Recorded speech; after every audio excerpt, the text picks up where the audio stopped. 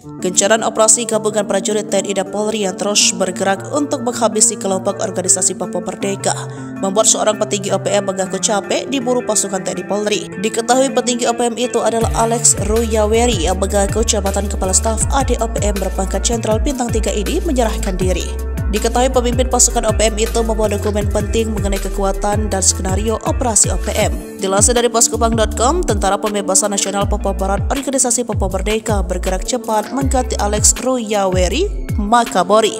Jenderal Bintang 3 KKP Papua itu sudah insaf dan telah kembali ke pangkuan NKRI. Petinggi TPNPB OPM langsung mengangkat Okto Cemi Magai menjadi Kepala Staf Angkatan Darat. Ia mengenakan pakaian seragam TPNPB OPM berwarna hijau-hijau. Dia dilantik oleh Panglima Tertinggi TPNPB OPM Damianus Magayogi. Lansir dari tribunpalu.com, Alex Ruyaweri Makabori 70 tahun memutuskan kembali ke pangkuan NKRI setelah puluhan tahun bergabung dengan TPNPB OPM. Dia menjabat Kepala Staf Angkatan Darat TPNPB OPM di wilayah Tabi. Alex Ruyaweri Makabori menyerahkan diri ke Polres Jayapura, Kabupaten Jayapura.